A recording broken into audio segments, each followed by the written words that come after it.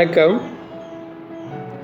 தமிழ் பாரம்பரியம், தமிழ் மக்கள், உலக மக்கள், உலகம் முழுவதும் தமிழ், தமிழ் முழுவதும் உலகம்.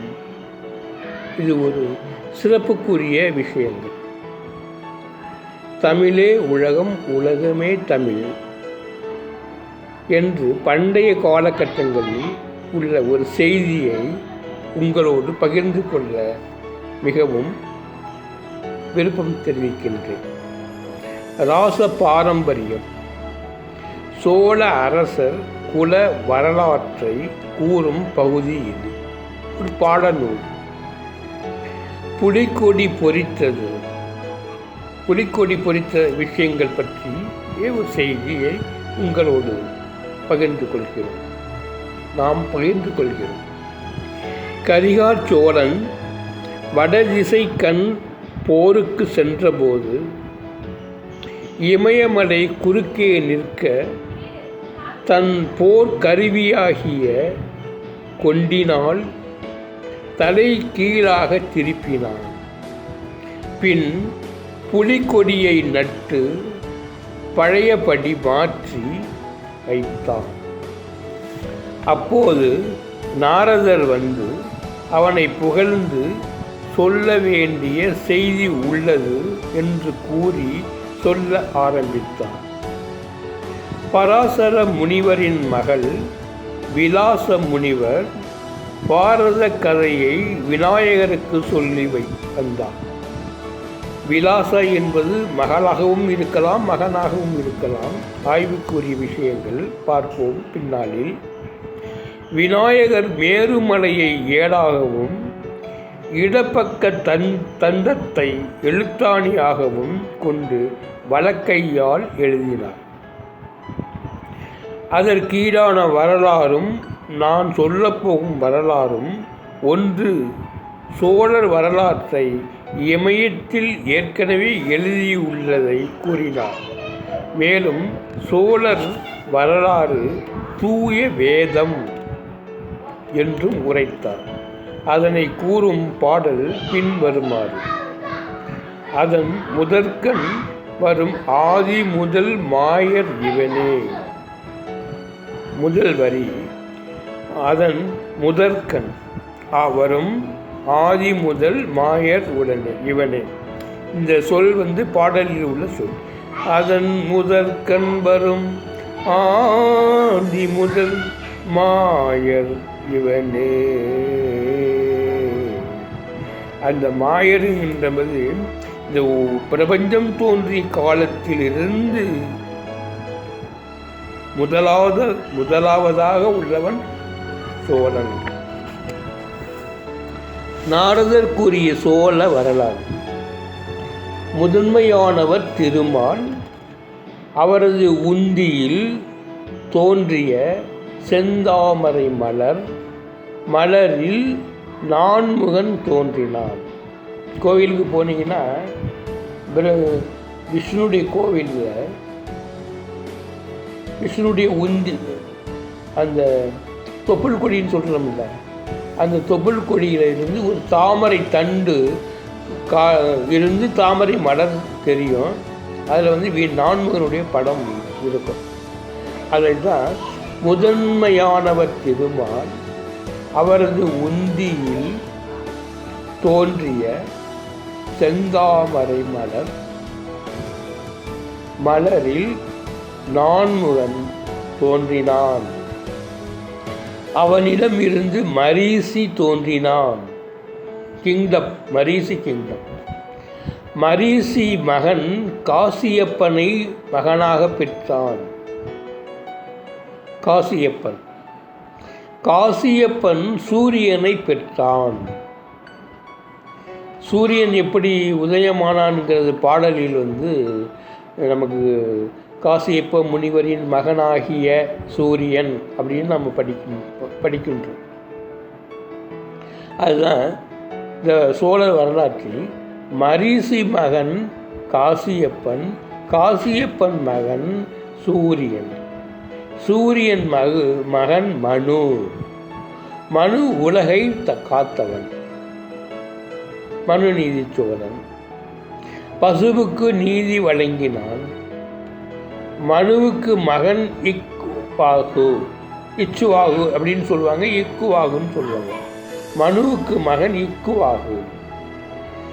இக்குவாகு முதல் கரும்பு கண்டுபிடித்த மாமன்னர். அவர் கிரேட் ஹார்டிகல்ச்சரிஸ்ட் அப்படின்னு புராணத்தில் சொல்கிறாங்க. மனுவுக்கு மகன் இக்குவாகு. நாமெல்லாம் மனுகூல மக்கள் என்று சொல்வார்கள். மனுவுக்கு மகன் இக்குவாகு. இவனுக்கு மகன் விகுற்றி. ஸ்ரீ ராமபிரானுடைய லீகல் ஹேர், ஸ்ரீ ஜனக மன்னருடைய லீகல் ஹேர், ஸ்ரீ காசி மகாராஜனுடைய ஸ்ரீ லீகல் ஹேர், அதே மாதிரி சேர சோழ பாண்டிய பல்லவ நாயக்க இதெல்லாம் இந்த லீகல் ஹேர் பார்த்தீங்கன்னா ஒரே லீகல் ஹேர் தான் இருக்கும். மனுவுக்கு மகன் இக்குவாகு, இவனுக்கு மகன் விகுச்சி, இவன் மகன் சகுத்தன். மிகச்சிறந்த போர்களை செய்தவன். புலியும் மானும் பகை இரண்டும் ஒரு வீழ்துறையில் நீர் அருந்தி மகிழ செய்த வலிமை உடையவன் மாந்தாதா என்னும் சோழன். முசுகுந்தன் இளையவன், உலகத்தை காத்து நின்றவன். பிருதுலாட்சன் என்னும் சோழ மன்னன் திருப்பார்கடலை மந்திர மலையை இட்டு கலக்கினான். அமிழ்தம் வந்தது. சிவி புறாவுக்காக தசையை அறுத்து தராசு தட்டில் வைத்த நீதி காத்தான். சூராதிராசன் என்றும் சொல்லலாம்.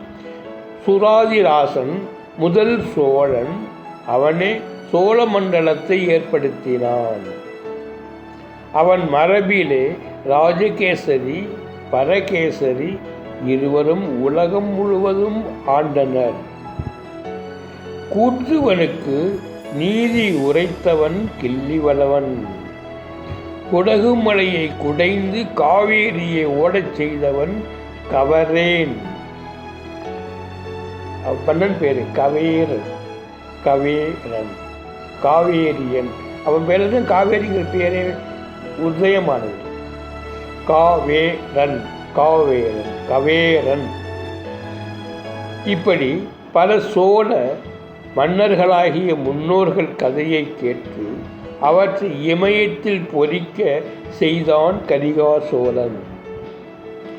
கரிகார் சோழன் கல்வெட்டில் இமயத்துக்கு செல்லும் பொழுது 120x12 சைஃபர் போட்டு ஒரு கல்வெட்டை நான் பார்த்தேன். அரியலூரில் அந்த கல்வெட்டு இருக்குது. ஒரு ஏரியை, அந்த அரியலூர் ஏரியை 36 நிமிஷத்தில் வெட்டி முடிச்சிருக்காங்க.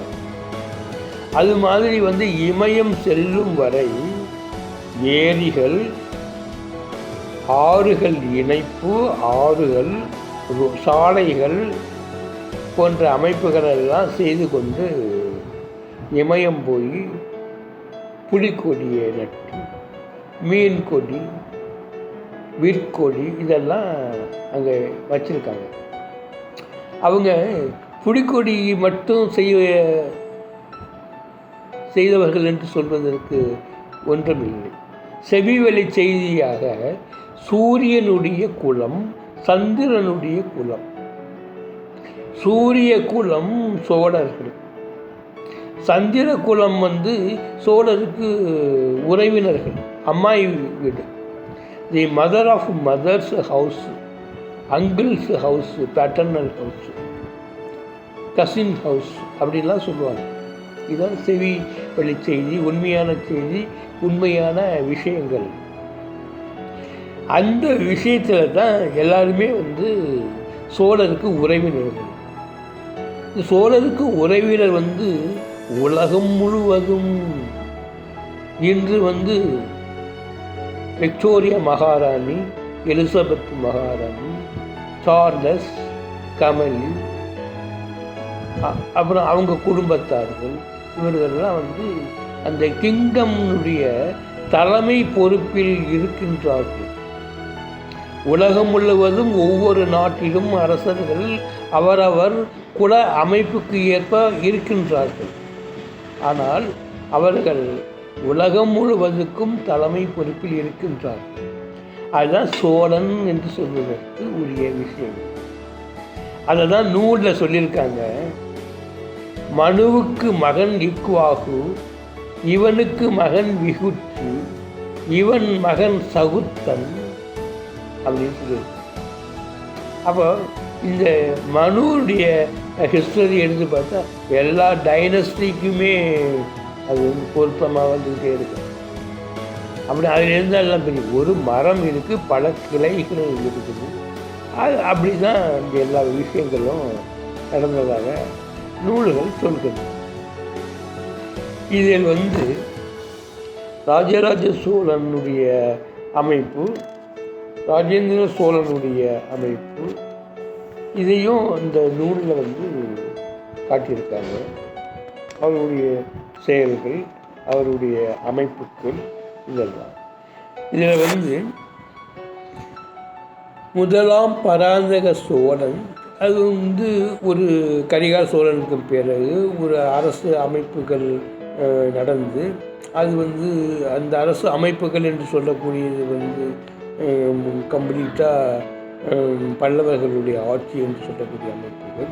சோழனுடைய மகள் திருமணமாகி பல்லவருக்கு சென்று பல்லவர்களுடைய ஆட்சி செய்த காலங்கள் என்று சொல்லக்கூடிய அமைப்புகள். அதுக்கு பிறகு பராந்தகனுடைய சோழனுடைய நேரடி ஆட்சிகள் என்று சொல்வார்கள்.